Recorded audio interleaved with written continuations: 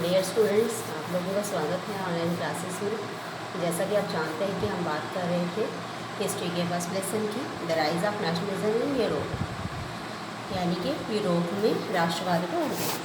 आप लोगों ने 9th क्लास में फ्रेंच रेवोल्यूशन के बारे में पढ़ा होगा, जो कि 1789 में हुई थी। तो इस क्रांति के बाद क्या हुआ, क्या सिस्टम्स नए आए, उसके बारे में आज हम लोग डिस्कस करेंगे।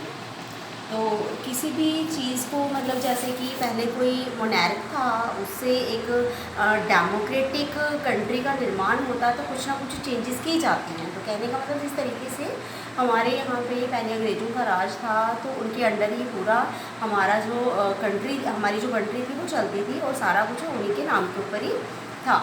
लेकिन उसके बाद जैसे यहाँ से अंग्रेज चले गए, तो उनके मतलब फ्लैग्स भी चले गए, उनके ऑथ्स भी चले गए, उनके एंथम्स भी चले गए, सब कुछ कहने का मतलब कि हमारा जो न्यू इंडिया का था वो सारा इस्टेब्लिश हो गया। इसी तरीके से फ्रांस में भी ये सारी चीज़ें अब नई होने वाली थी। तो कहने का मतलब कि जब फ्रांस देश एक डेमोक्रेटिक कंट्री बना, तो उस समय वहाँ के रेवोल्यूशनरीज़ ने क्या क्या नए स्टेप्स उठाए, उसके बारे में आज हम लोग पढ़ेंगे। What steps did the French revolutionaries take to create a sense of collective identity among the French people? कहते अब फ्रांस को आज़ाद कराने में सबसे बड़ी भूमिका किसकी थी? सबसे बड़ी भूमिका थी रेवोल्यूशनरीज़ की। अब रेवोल्यूशनरीज़ ने आम जनता के बीच में एक कलेक्टिव आइडेंटिटी यानी कि सामूहिक पहचान की सेंस बनाने के लिए कौन कौन से स्टेप्स अपनाए, ताकि लोग अपने आप को एक मतलब एक यूट समझें, एक समान समझें। इस चीज़ के लिए फ्रेंच रेवोल्यूशनरीज़ ने क्या काम किए? कहते हैं फर्स्ट ऑफ ऑल उन्होंने क्या किया, they introduce the idea of लॉ पैट्री एंड ली सेटियंस impressing the concept of a united community enjoying equal rights and under a constitution.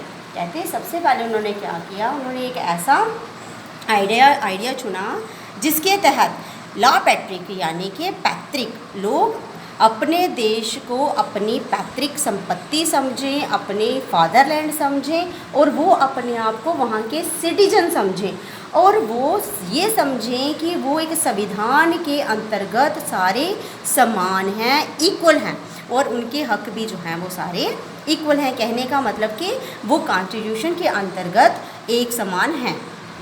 They choose a new French flag the tricolour to place the royal standard. तो कहते हैं उन्होंने जो French flag था अब उसको अपनाया, नए फ्रेंच फ्लैग को अपनाया जिसके 3 कलर थे। तो कहने का मतलब कि वो रॉयल स्टैंडर्ड को हटाकर, रॉयल स्टैंडर्ड का जो पहले का ध्वज था उसको हटाकर उन्होंने उसकी जगह पे नया एक फ्रेंच फ्लैग जो था वो इंट्रोड्यूस किया। The state general was elected by the body of active citizen and renamed the national assembly. तो कहते हैं उसके बाद उन्होंने एक स्टेट जनरल को नियुक्त किया, और ये जो स्टेट जनरल था इसको नियुक्त किया गया एक्टिव सिटीजन्स के द्वारा, और ये जो स्टेट जनरल था ये नेशनल असेंबली के अंडर काम करता था। They established a centralized administration system which formulated uniform law for all citizens। कहते हैं और एक केंद्र शासित राज्यसभा की स्थापना की गई, जिसके अंतर्गत सभी के लिए कानून एक समान थे। They adopted a uniform system of weight and measures. कहते पहले क्या होता था कि किसी भी चीज़ के लिए, कहने का मतलब कि कहीं पर आप लोगों को मतलब कोई आपने पे करना किसी चीज़ का, आपने किसी चीज़ का भाड़ा देना है, तो वहाँ पे ये नहीं होता था कि सभी को एक समान मतलब पे करना पड़ता था। नहीं, कहीं पर कुछ लोग ज़्यादा पैसे ले लेते थे, कहीं पर कम ले लेते थे। तो कहने का मतलब कि कहीं ना कहीं अनइक्वालिटी थी पे चीज़ को लेकर। लेकिन अब उन्होंने क्या किया, उन्होंने मतलब एक ऐसा सिस्टम लागू किया जिसके अंतर्गत मतलब हर एक चीज़ को उसके नाप तोल के अनुसार ही पे करना पड़ता था।